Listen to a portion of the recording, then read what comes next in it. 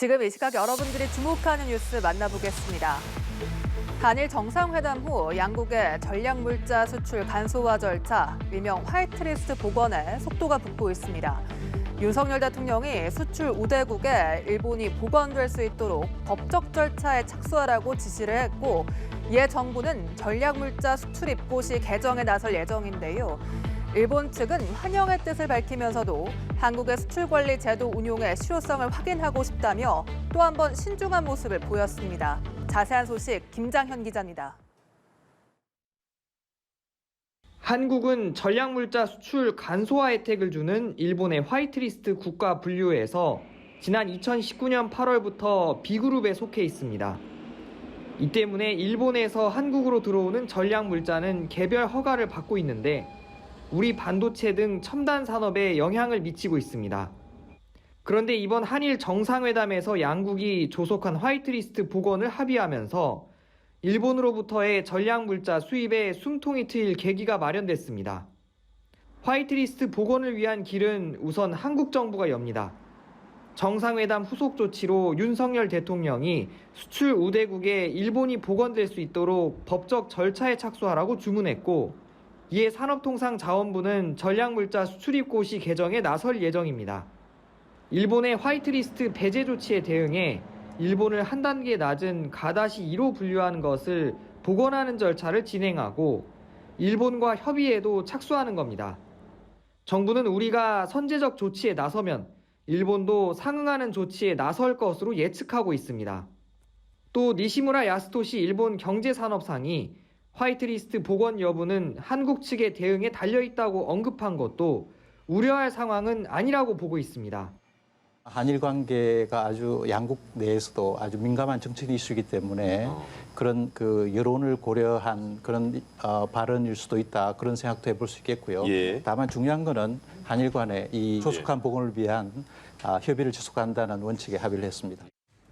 하지만 니시무라 경산상은 한국의 화이트리스트 복원 절차 착수에 환영의 뜻을 밝히면서도 한국의 수출 관리 제도 운용의 실효성을 확인하고 싶다며 또 한 번 신중한 모습을 보였습니다.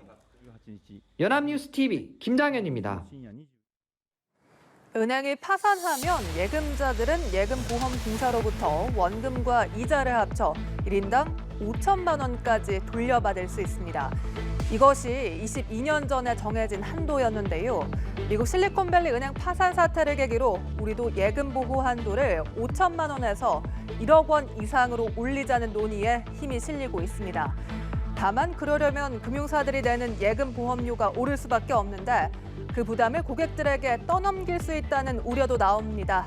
이 소식 김동욱 기자입니다. 은행이 파산하면 그 은행 예금자들은 예금보험공사로부터 원금과 이자를 합쳐 1인당 5천만 원까지 돌려받을 수 있습니다. 22년 전에 정해진 한도인데 실리콘밸리 은행 파산 뒤 다른 나라와 비교해 너무 낮다는 지적이 나옵니다.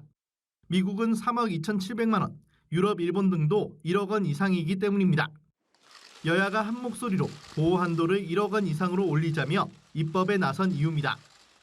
2001년 기존 2천만 원 한도에서 상향된 이후로 20년 넘게 그대로 두었다는 것으로 시대에 맞고 금융위기에 대비해 보호 한도 확대가 필요합니다.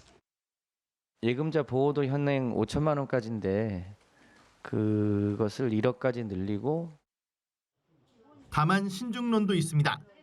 은행은 보험 대상 예금액 0.08%, 저축은행은 0.4%씩 내는 예금 보험료가 오르면서 소비자들에게 부담이 전가될 수 있기 때문입니다.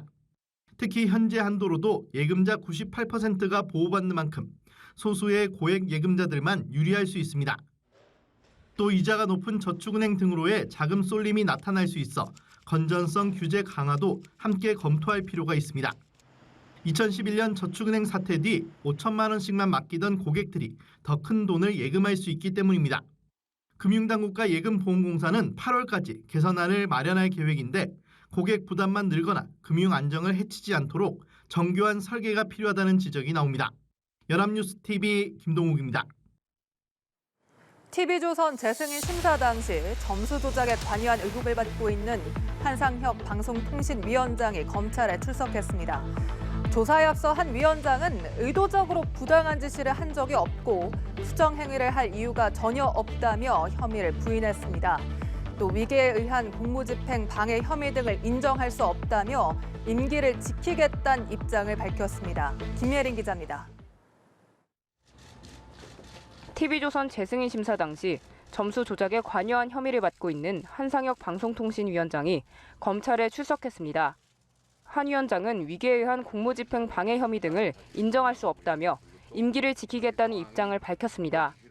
압수수색 영장에 기재된 범죄 혐의 사실이 4가지가 있는데 이것도 저로서는 도저히 인정할 수 없는 내용이라는 거 이런 말씀드리겠습니다. 또한 취임 이후 투명한 업무 추진과 방송의 독립성을 위해 노력을 기울였다고 말했습니다. 재승인 심사와 관련해서 어떠한 위법하거나 약간이라도 부당한 지시를 한 적이 없다는 사실은 분명하고요. 그런 지시를 할 수 있는 상황이 아니었다는 점도 또 객관적으로 분명하다고 말씀을 드리고요. 재판에 넘겨진 양모 국장과 차모 과장에 대해서도 의도적으로 수정 행위를 할 이유가 전혀 없다며 부당하다고 주장했습니다. 이번 조사는 지난달 16일 검찰이 한 위원장의 사무실과 주거지 등을 압수수색한 지 한 달여 만에 이뤄졌습니다. 검찰은 심사위원 일부가 TV조선에 점수를 일부러 낮게 줬다는 의혹과 관련한 자료를 감사원에서 넘겨받아 수사를 벌이고 있습니다. 당시 TV조선은 총점에선 기준을 넘었지만 공적 책임, 공정성 등 중점 심사 항목에서 만점의 50%를 넘지 못했습니다. 앞서 구속 기소된 양모 국장과 차모 과장, 당시 심사위원장을 맡은 광주대 교수는 다음 달 4일 첫 재판을 받습니다. 연합뉴스TV 김예림입니다. 보이스피싱이 의심스러워서 경찰서로 전화를 했는데 정말 그런 일이 생겼으니 빨리 입금하라고 하면 어떡하시겠습니까? 또 구속영장을 직접 보내주며 링크에 접속해서 신원을 입력하라고 한다면 클릭하지 않을 수 있을까요? 불법 도청을 잡아내기 위해 만든 앱을 사칭해 악성 앱을 깐 뒤 휴대전화를 실시간 도청하고 개인정보를 빼간 일당이 붙잡혔습니다. 피해 금액만 60억 원에 달합니다. 이 소식은 박상률 기자입니다. 김현수 변호사라고 합니다. 서준이 친구고요. 다쳤어요, 그 사람이? 영화 속 보이스피싱 범죄는 모두 현실이었습니다. 서울중앙지검 경찰부에 수사관이라고 합니다. 어딘가 의심스러운 찰나 검찰에 직접 전화해 확인해보라고 권합니다. 일단 좀 확인하면서 선생님 좀 전화해보셔야지. 114에 검찰 대표번호를 문의했는데 저기 서울중앙지검 대표 번호가 있다는데요? 서울중앙 감독관. 검찰 번호도 114 상담원도 모두 가짜였습니다. 어떻게 이런 일이 가능했을까? 범인들은 악성 앱을 깔아 휴대전화를 실시간 도청하고 개인정보를 빼갔습니다. 특히 일명 전화 가로채기 수법을 통해 어디로 전화를 걸어도 범인들이 원하는 곳으로 연결되도록 조작했습니다. 은행이나 검찰, 경찰에 전화를 걸어봤자 결국 보이스피싱 일당과 통화를 하게 되는 겁니다. 이들은 경찰이 불법 도청을 잡아내기 위해 만든 앱을 사칭해 접근한 뒤 링크를 클릭하면 악성 앱이 깔리도록 했습니다.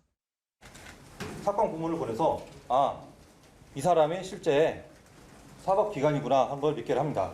그 다음에 팀뷰어나 악성 프로그램을 다운받을 수 있는 유포 서버의 IP를 전송합니다. 의심을 없애기 위해 위조된 구속영장이나 압수수색 영장을 제시하기도 했습니다. 경찰은 이 같은 방식으로 범행을 벌인 A씨 등 보이스피싱 조직원 3명을 악성 프로그램 유포 등 혐의로 구속했습니다. 약 4년 전 6개월간 일어났던 범죄로 160여 명이 60억 원을 뺏겼지만 환수할 방법은 없습니다. 보이스피싱 총책은 중국에 있지만 중국 측의 협조 없이는 검거가 사실상 불가능해 추가 범죄 우려는 여전합니다. 연합뉴스TV 박상률입니다. 오픈 AI가 개발한 대화형 인공지능 챗GPT의 대항마인 구글의 바드가 일반 이용자들을 대상으로 테스트를 시작했습니다. 먼저 미국과 영국에서 제한된 이용자들이 바드를 이용할 수 있게 하고 피드백을 받을 것이라고 밝혔는데요.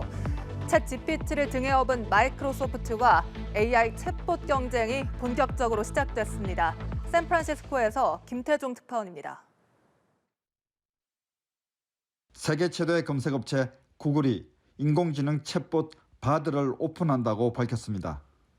미국과 영국에서 제한된 이용자들이 바드를 이용할 수 있게 하고 피드백을 받을 것이라고 덧붙였습니다.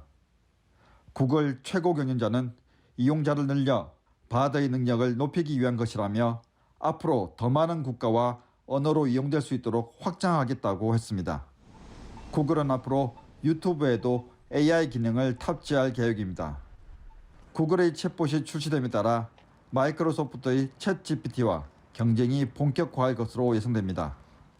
챗GPT 개발업체 오픈AI를 등에 업은 마이크로소프트는 이날 그림을 그려주는 인공지능 기능을 검색 엔진 빙과 웹 브라우저 엣지에 탑재한다고 밝혔습니다.